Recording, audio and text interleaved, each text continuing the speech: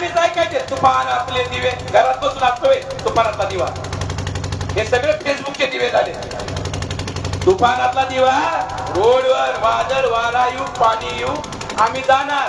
आम्हाला पोलीस म्हणले, आम्ही जेव्हा बीडचा कलेक्टर म्हणे आम्हाला हे तुम्ही कशाला चालता, पाऊस येणार आहे.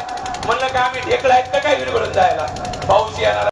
आणि आमच्या बापानं आयुष्यभर संघर्ष करून जे हक्काधिकार मिळवले, अरे तुमच्या आमच्या देखत ते संपत आहे. आणि तरी सुद्धा जर तुम्ही घरात जर असाल तर तुमच्यासारखे दरिद्र तुम्हीच असाल. पाटोद्यापर्यंत चाललो 28 किलोमीटर. तिसऱ्या दिवशी आम्ही पाटोद्यापासून जामखेड पर्यंत 25 किलोमीटर चाललो. आणि आज जामखेड वरून आष्टीमध्ये 18 किलोमीटर चाललो. आज 4था दिवस आज इथं संपत आहे. आमचे जे सहकारी आहेत 18 किलोमीटर चाललेले आहेत, त्यांना मी सांगितलं की तुम्ही जाऊन आराम करा आता. कारण 18 किलोमीटर चालले दररोज आमचे पाय काय म्हणत असतील म्हणून त्यांना म्हणलं जाऊन आराम करा, तुम्ही काय स्टेजवर आता बसू नका. पण आलेले जे आपले भीमसैनिक आहेत, आंबेडकरी अन्वय आहेत, यांना सांगणं आमचं काम आहे. हा लॉंग मार्च कशासाठी आहे. सुप्रीम कोर्टानं 1 ऑगस्ट 2024 ला निर्णय दिला की वर्गीकरण करण्याचा अधिकार राज्य सरकारला आहे. वर्गीकरण म्हणजे काय, ज्याला आपण शेड्यूल कास्ट म्हणतो, ज्याला आपण अनुसूचित जाती म्हणतो, सोप्या भाषेत दलित म्हणतो, याचे 4 तुकडे करायचे. आपल्याला जे 13% आरक्षण आहे, या 13% आरक्षणाचे 4 तुकडे करायचे. आणि समजा 4 भाऊ आहेत, त्या 4 भावांना वाटण्या करून द्यायच्या. आता हे किती भाऊ आहेत महाराष्ट्रामध्ये, तर 59 भाऊ आहेत महाराष्ट्रामध्ये. आपल्यामध्ये 59 जाती आहेत. महार आहे, मांग आहे, सांबार आहे, ढोर आहे, भंगी आहे, होलार आहे, मुरुड आहे, अशा मादिग आहे, माला आहे, अशा 59 जाती आहेत. त्या 59 जातीचे 4 तुकडे करायचे. एकाला अ म्हणणार, अ मध्ये 2-4 जाती टाका. ब म्हणणार, ब मध्ये काही जाती टाका. क मध्ये काही जाती टाका. आणि ड मध्ये काही जाती टाका. असं या 59 जातीचे 4 तुकडे पाडले जाणार आहे. आता हे 59 एकाच हॉल मध्ये झोपायला लागलेत. आता हॉल पाडून 4 रूम बांधण्यात आल्यात. आणि या 4 भावांना, या 59 भावांना 4 रूम मध्ये विभागून वायलं वाटण्या करून द्यायला लागल्या. सोप्या भाषेत हा वाटण्याचा कार्यक्रम आहे. कारण एका भावानं आमच्या मागणी केली की आम्हाला वाटा पाहिजे, वाटण्या पाहिजे. आता एक वाटणी मागायला बाकीच्या ज्या वाटण्या होत्यात ना, मग समजा 4 भाऊ आहेत आणि एक मागायला वाटणी करून बाकीच्या 3घाला द्यावं लागतंय ना. मग बाकीच्या 3घाची इच्छा नाही वाटण्या व्हावं म्हणून, पण एक मागायला लागलाय. आता असतोच प्रत्येक घरामध्ये एखादा आगाव किंवा कोणतरी सांगते वाटून माग, कमवायचं काहीच नाही पण वाटून मागायला मात्र ते पुढे असतो. बापाच्या संपत्तीवर बापाने जे कमवलेलं आहे, बाबासाहेब आंबेडकर आपला बाप आहे, बापाने ही सगळी इस्टेट कमवली. आणि चाललंय भांडण, लहुजी वस्तादची सही आहे. अरे मी म्हणलं लहुजी वस्ताद साहेबांना लिहिता वाचताच येत नव्हतं, सही कुठून करते ते बी माहित नाही. अंगठा म्हणले असते एक वेळ ठीक होत. बरं लहुजी वस्ताद साहेबांचं कार्य माहित नाही. ज्योतिराव फुलेंचा संरक्षण देण्याचं काम क्रांतीवीर लहुजी वस्ताद साळवेने केलं होतं. सुरुवातीला त्यांना वाटायचं इंग्रज दुश्मन आहे, पण ज्योतिराव फुलेंच्या संपर्कात आल्यावर त्यांना कळालं इंग्रज दुश्मन नाही, त्या देशाचे बामण दुश्मन आहेत.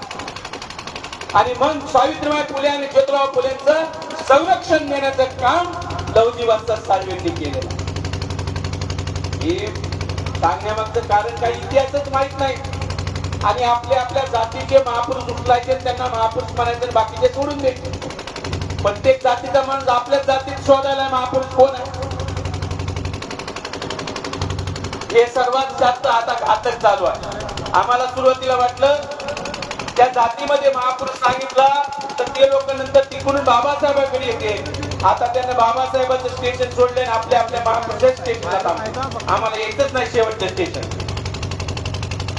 मी सांगायलो 1 ऑगस्ट 2024 ला निर्णय दिला सर्वोच्च न्यायालयानं की हे जे अबकड आहे हे राज्य सरकार वाटण्या करू शकतं, हिस्से पाडू शकतं, हे राज्य सरकारला अधिकार दिले.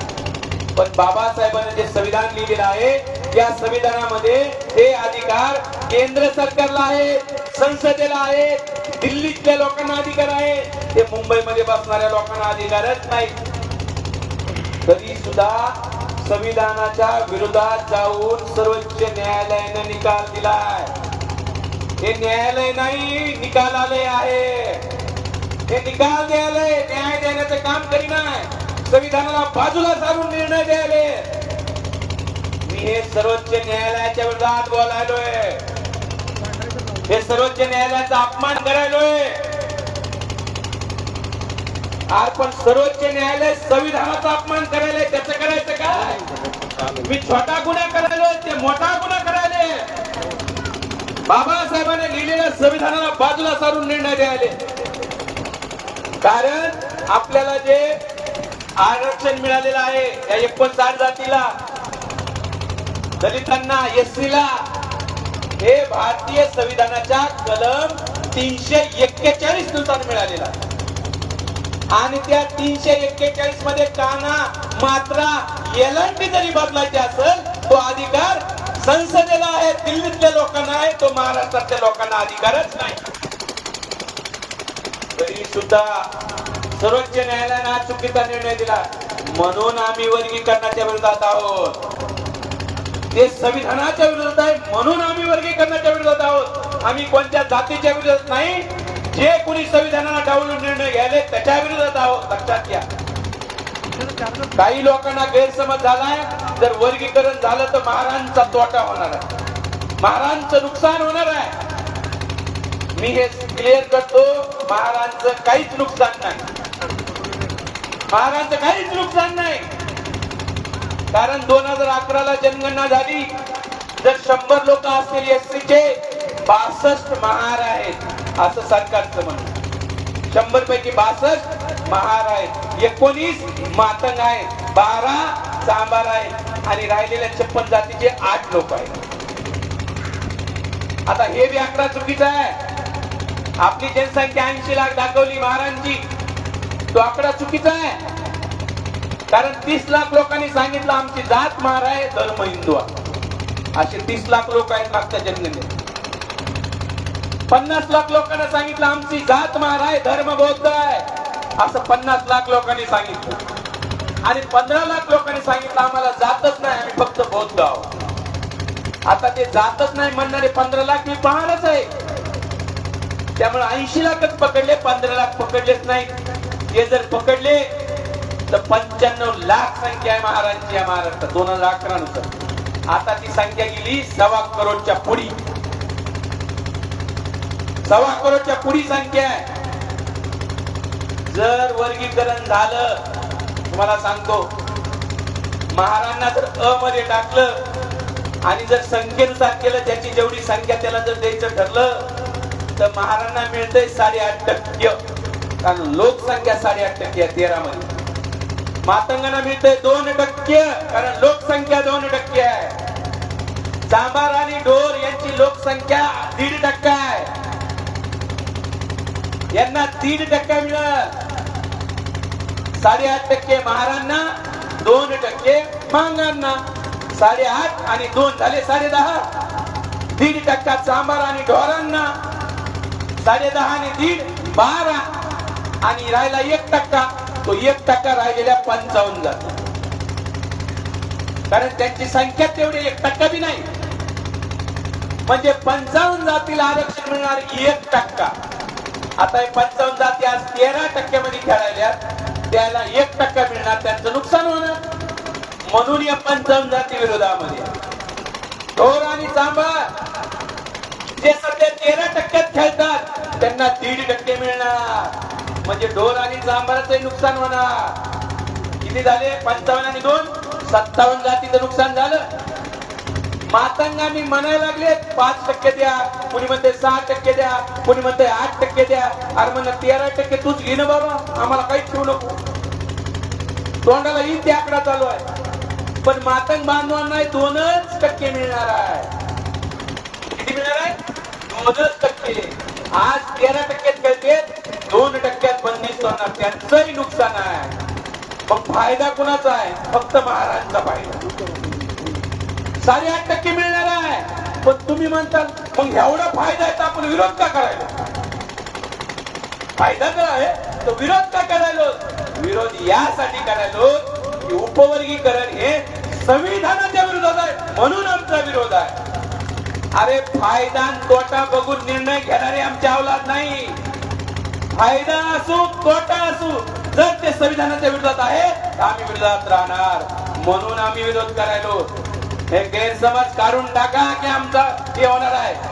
अरे आमचे लोक एवढे आगाव आहे, जर तुम्ही नोकरीमध्ये केलं तर उद्या ते म्हणते ना आता राजकारणात सुरू करा.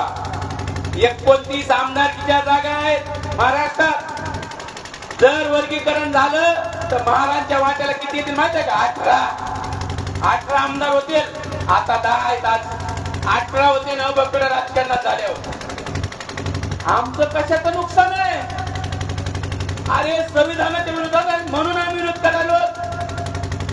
आमचा फायदा आहे, पण आम्हाला हे घर बाबासाहेबांनी बांधलेल्या घराचे तुकडे नाही पाहिजे. आमच्या बापाने सांगितलंय त्या भावाचे तुकडे होऊ देऊ नका, म्हणूनही आम्ही लढायला लागलो. आमचा फायदा असताना आम्ही विरोध करायला लागलो. हे आम्हाला नको आहे हे सांगायला लागलो. एक संघ ठेवा हे सांगायला लागलो. ही बाब आम्ही जाणीवपूर्वक करायला लागलो. त्यामुळे लोकांनी काढून टाकावं ते आमचा तोटा होणार आहे, आणि म्हणून आम्ही विरोध करायलो. हे संविधानाच्या विरोधात आहे, बाबासाहेबांच्या विचाराच्या विरोधात आहे, म्हणून आमचा विरोध. लक्षात. दुसरा मुद्दा, आम्ही काय कोर्ट म्हणलं एकजिन्सी नाही. अरे आम्ही एकजिन्सी आहोत. भारतामध्ये पहिल्यांदा जनगणना झाली 1872 ला. आपल्या जातीची जनगणना, अस्पृश्य जातीची जनगणना पहिल्यांदा झाली 1911 ला. मग कोणत्या जातींना अस्पृश्यांच्या लिस्ट मध्ये टाकायचं, यादीमध्ये टाकायचं, याचे 10 निकष ठरले, 10 क्रायटेरिया ठरले. पहिला क्रायटेरिया बघा, कुणाला एससी मध्ये टाकायचंय, अनुसूचित जातीमध्ये आता क्रायटेरिया निकष आहे. कोणत्या जातीला? पहिला, ज्या जाती ब्राह्मणांच्या देवी देवतांना मानत नाही ती जात अस्पृश्यांच्या लिस्ट मध्ये. ज्या जाती ब्राह्मणांकडून कोणताही क्रियाक्रम करून घेत नाही ती जात अस्पृश्यांच्या लिस्ट मध्ये. ज्या जाती ब्राह्मणाला गुरु मानत नाही त्या जाती अस्पृश्यांच्या लिस्ट मध्ये. ज्या जाती गायीला पवित्र मानत नाहीत, किंबहुना गायी कापून खातात, या जाती अस्पृश्यांच्या लिस्ट मध्ये. ज्या जाती सोबत अस्पृश्याचा व्यवहार झालाय त्या जाती अस्पृश्यांच्या लिस्ट मध्ये. बाबासाहेब म्हणतात या देशाचा इतिहास दुसरा तिसरा काही नसून ब्राह्मणवाद आणि बौद्धवाद याच्या मधला संघर्ष आहे. बुद्धिझम आणि ब्राह्मणिझम मधला संघर्ष आहे. अरे ही लिस्ट ब्राह्मणांच्या शत्रू जातींची लिस्ट आहे. ही जी एससी ची लिस्ट आहे, ही अनुसूचित जातीची जी 59 जातीची लिस्ट आहे, ही ब्राह्मणांच्या शत्रू जातींची लिस्ट आहे. आज काय झाले, हे जर निकष आता लावले, आता हे 59 जाती ब्राह्मणाकडून लग्न लावून घ्यायलात का? घ्यायलात का नाही? आपण घेत नाही. बाकीचे ब्राह्मणाला बोलवायलेत लग्नाला, क्रियाक्रम सत्यनारायण घालायले. मी स्वतः येणाऱ्या काळात सुप्रीम कोर्टात जाणार आणि म्हणणार ज्या क्रायटेरियावर लिस्ट बनली होती, आता ज्या जाती ब्राह्मणाला लग्नाला बोलवतात त्यांना हकला या लिस्ट मधून. आम्ही भूमिका घेऊ. आता यांना बंद करावं लागेल. ब्राह्मणाला याच्या एसटीच्या लिस्ट मध्ये राहायचं असेल तर ब्राह्मणाच्या देवी देवतांना मानणं बंद करावं लागेल. हे यासाठी सांगत आहे की ही लिस्ट ही आहे, होमोजिनियस लिस्ट आहे. हा पहिला. हे दुसरा मुद्दा लक्षात ठेवा. तिसरा मुद्दा, जसे सुप्रीम कोर्टाने निकाल दिला अण्णाभाऊ साठेंच्या जयंती दिनी म्हणजे 1 ऑगस्ट. मला त्याच वेळेस वाटलं महाराष्ट्रात त्यांना भांडण लावायचं. काही लोक म्हणते बोंबलाय लागले, जे समर्थक आहेत ते काय म्हणायला लागले, सुप्रीम कोर्टाने निकाल दिला आणि हे विरोध करायला लागले. सुप्रीम कोर्टाने निकाल दिलाय. आमचं म्हणणं आहे, म्हणजे निकाल दिलाय मग वर्गीकरण गुजरातला का चालू नाही, वर्गीकरण उत्तर प्रदेश मध्ये का चालू नाही, वर्गीकरण बंगाल मध्ये का चालू नाही, वर्गीकरण केरळ मध्ये का चालू नाही. अरे सगळ्या देशामध्ये चालू व्हायला पाहिजे ना मग वर्गीकरण. आमच्याच महाराष्ट्रात का लागू केलं. 5-6 दिवसापूर्वी गेल्या आठवड्यात मुख्यमंत्री म्हणाले देवेंद्र फडणवीस की येणाऱ्या 2 महिन्यामध्ये आम्ही हे वर्गीकरण लागू करू. 2 महिने म्हणजे काय, हा जून, 2 महिन्यानंतर 1 महिना झाला जुलै आणि ऑगस्ट. म्हणजे हे सरकार कधी करायच्या विचारात आहे, अण्णाभाऊ साठेंच्या जयंती दिवशी 1 ऑगस्ट. म्हणजे तो सर्वोच्च न्यायालयाने बी 1 ऑगस्टला निर्णय दिला, सरकार बी 1 ऑगस्टला करायच्या मार्गात आहे. हे कशासाठी, कायमचे भांडण लागले पाहिजे म्हणून 1 ऑगस्टला सरकार निर्णय घेण्याच्या तयारीत आहे. म्हणून आम्ही हा लॉंग मार्च सुरू केलाय. लक्षात घ्या, कारण आता पावसाळी अधिवेशन आहे, सगळे आमदार जमणार आहेत, मुंबईमध्ये चर्चा होणार आहे, त्या विधानसभेत चर्चा व्हावी म्हणून लॉंग मार्च सुरू केलेला आहे. काही लोकांनी आम्हाला सल्ला दिला की तुम्ही सुप्रीम कोर्टात जा, रिव्ह्यू पिटिशन दाखल करा. अरे बाबांनो, 2 आम्ही आमच्या मित्रांनी टाकले रिव्ह्यू पिटिशन, सुप्रीम कोर्टाने खारिज केल्या. सर्वोच्च न्यायालयाचे दरवाजे आपल्यासाठी बंद झालेले आहेत, लक्षात घ्या. दुसरा मार्ग होता, आपले जे आमदार आहेत त्यांनी विधानसभेत बोललं पाहिजे होतं. 29 आमदार आहेत, आतापर्यंत फक्त 2 आमदारांनी भूमिका मांडलेली आहे. अशोक भाऊ या इकडे, या स्टेजवर बसा. कोळे साहेब इकडून या स्टेजवर बसा. 2 आमदारांनी भूमिका मांडलेली आहे फक्त. बाकीच्या 27 आमदारचे आहेत शेड्यूल कास्टचे, एक बी बोलायला तयार नाही. बाबासाहेब आंबेडकर म्हणायचे, राखीव मतदारसंघातून जो आमदार निवडून येतात ते एकाच गोष्टीसाठी आपलं तोंड उघडतात सभागृहात, त्यासाठी जांभळी द्यायला, आणि ती बी नैसर्गिक क्रिया आहे म्हणून, नाही तर त्याच्यासाठी यांनी तोंड उघडलेलं. एवढं आम्ही पायी चालवलं, एक आमदार विधानसभेत बोंबलायला तयार नाही. आम्ही दुसऱ्या जातीच्या आमदारांना म्हणलं, ते म्हणजे तुमच्याच बोलणार, आम्ही काय करावं, अगोदर तुमच्याला बोलू द्या मग आम्ही बोलतो. एक आपले आमदार बोलायला तयार नाही. माझा तर प्रश्न आहे, यांना मतदानच का करायचं. मग आमदार बोलणार, मग शेवटी आपल्या समोर एकही पर्याय राहिला, आपण रस्त्यावरची लढाई लढावं लागेल. आणि जर रस्त्यावरची लढाई लढली तरच हे सगळं होणार आहे, थांबणार आहे, अन्यथा हे थांबणार नाहीये. म्हणून आम्ही लॉंग मार्च सुरू केलेला आहे. हा 500 किलोमीटरचा लॉंग मार्च आहे. मुंबईच्या आझाद मैदानावर 26 तारखेला पोहोचायला लागलो. इथं बसलेल्या माझ्या आया बहिणींना, बंधूंना विनंती आहे, लॉंग मार्चला ज्यांना आजपासून मुंबई पर्यंत ज्यांना यायचंय त्यांनी उद्या बॅग भरून आमच्या सोबत चालावं. समाज जेवणाची व्यवस्था करायला आहे, राहण्याची व्यवस्था करायला आहे. 25 लाख रुपये खर्च होत आहे लॉंग मार्चचा. आमच्याकडे तेवढे पैसे जमा झाले नाही, 5 लाखच आतापर्यंत जमा झालेत. त्याच्यामध्ये आमचं ते आयसर आहे, 2 आयसर आहे, 2 छोटा हत्ती आहे, ते डीजे आहे, जनरेटर आहे, सोशल मीडियाची टीम आहे. दररोज आम्हाला 40,000 रुपये खर्च आहे, डेली 40,000 रुपये खर्च आहे, आणि आणखी आम्हाला पुढे जायचंय. म्हणून आम्ही एक आयसर करणार होतो, ज्याच्या जेवणाचं साहित्य राहणार होतं, एक आचारी, 2 हेल्पर.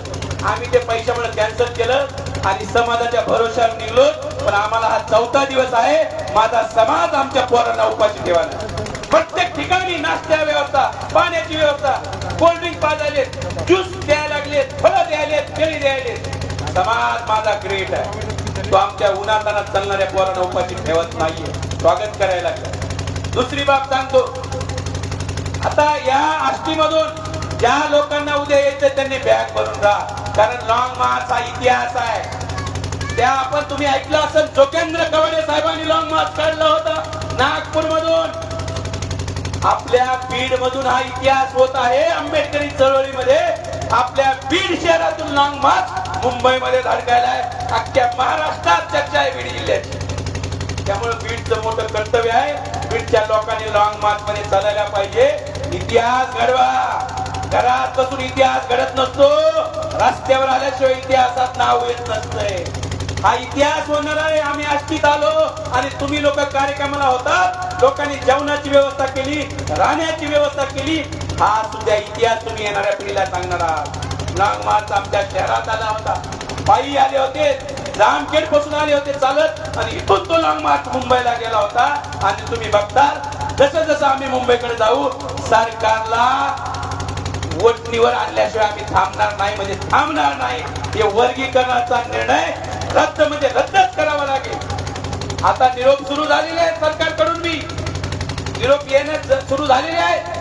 परंतु आमचं एकच म्हणणं आहे, आम्हाला नाही भेटलं चालतंय, आमच्या सोबत फोटो नाही काढला चालतंय, एकाच वेळीचा सरकारनं आदेश करावा. आरक्षणाच्या, अनुसूचित जातीच्या आरक्षणाच्या उपवर्गीकरण करण्याची प्रक्रिया आम्ही थांबवत आहोत. उद्यापासून आम्ही आष्टीतूनच वापस होतो. आम्हाला बायको लेकरं मायबाप आहेत ना. 17 दिवस काय काम झालं नाही म्हणून चाललो काय बोंबलत उन्हातानामध्ये. काल आमचे 67 वर्षाच्या माणसाला आज सकाळी चक्कर येऊन पडला. रिटायर्ड माणूस आहे, मिलिटरीमॅन, चालायला लागलाय 4 दिवसापासून, चक्कर येऊन पडले. काय सरकारला आमचे गुडघे पाडायचे का काय? आपल्या लोकांनी मोठ्या प्रमाणामध्ये लॉंग मार्च बघा. ज्यांना मुंबईपर्यंत यायचं त्यांनी मुंबईपर्यंत चला, ज्यांना मुंबईपर्यंत शक्य नाही त्यांनी पुण्यापर्यंत चला, ज्यांना पुण्यापर्यंत शक्य नाही त्यांनी अहिल्यानगर पर्यंत तरी चला, ज्यांना अहिल्यानगर पर्यंत येणं शक्य नाही उद्या धानोऱ्यापर्यंत तरी चला, आणि धानोऱ्यापर्यंत शक्य नसेल तर आष्टीच्या बाहेर सोडायला तर चला. एवढं तर शक्य आहे ना. आष्टीच्या बाहेर 1 किलोमीटर. कधीच तर गाणेच ऐकायचे, तुफान आपले दिवे, घरात बसून असतोय तुफानातला दिवा. हे सगळे फेसबुकचे दिवे झाले. तुफानातला दिवा, रोडवर वादळ वारा येऊ, पाणी येऊ, आम्ही जाणार. आम्हाला पोलीस म्हणले, आम्ही जेव्हा बीडचा कलेक्टर म्हणे आम्हाला, हे तुम्ही कशाला चालता, पाऊस येणार आहे. म्हणलं का आम्ही ढेकळा आहेत का काय विरघळून जायला, पाऊस येणार आहे.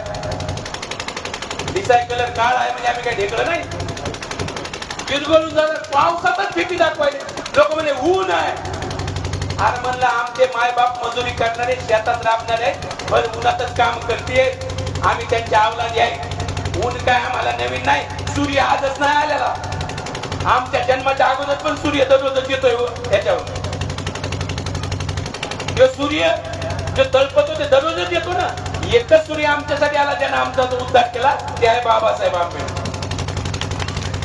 बाकी आले गेले गेले किती संत महात्मे असेच आले तर गेले. आमच्या जीवनात कुणामुळे बदल झाला नाही. आमचा बाप एकच आहे, बाबासाहेब आंबेडकर, ज्याच्यामुळे आमच्या जीवनात बदल झाला. आणि आमच्या बापानं आयुष्यभर संघर्ष करून जे हक्काधिकार मिळवले, अरे तुमच्या आमच्या देखत ते संपदा आहेत. आणि तरी सुद्धा जर तुम्ही घरात जर असाल तर तुमच्यासारखे दरिद्र तुम्हीच असाल. देखत ते संपदा आहे. बाबासाहेबांच्या विचाराचे तुकडे पाडण्याचं शासन षडयंत्र करायले, आणि जे तर भाजप करायले तर समजून जा ना काय चालू असेल. RSS चे लोक आहेत त्याच्यामध्ये. तो आनंद बदल कमिशन बसवलं आणि तो बदल केला कुठं? केला कुठंच नाही. तुमच्या आष्टीमध्ये आलता का बदल? ते कमिशन बदलला कुणी बघितलंय का आष्टीमध्ये? बघितलं का दादा? नाही बघितलं. बदलचा फोटो बघितलाय का? बदलचा व्हिडिओ? अरे बदल केलाय कुठं? कसा काय सरकारला अहवाल दिलाय? आम्ही म्हणत अहवाल जाहीर करा, ते अहवाल जाहीर करीना. अहवाल तर जाहीर करा, अहवाल मी जाहीर करीना. कारण आम्ही एक भीक मागली.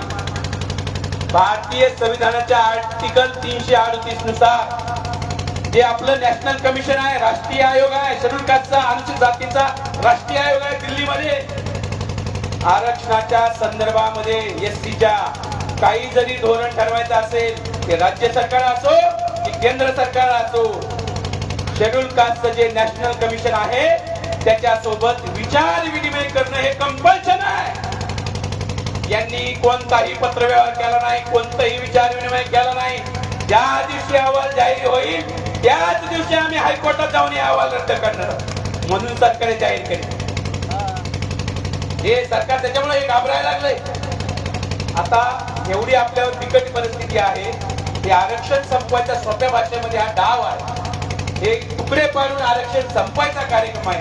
हे बाबासाहेबांच्या विचाराकडे जो मातंग बांधव बौद्ध धर्म स्वीकारत होता मोठ्या प्रमाणावर, त्याला रोखण्याचं हे षडयंत्र आहे. आणि हे षडयंत्र आखले महाराष्ट्र सरकार, खुद्द सरकारने हे षडयंत्र टाकलेला आहे आणि सरकार मधले तो गोरके सरकारचा आमदार आहे ना, तो वर्गीकरणाच्या नावानं बॉम्बलाय, तो कसबे जो आहे तो आरएसएसच्या कार्यक्रमात असतो, त्याचे फोटो आहेत.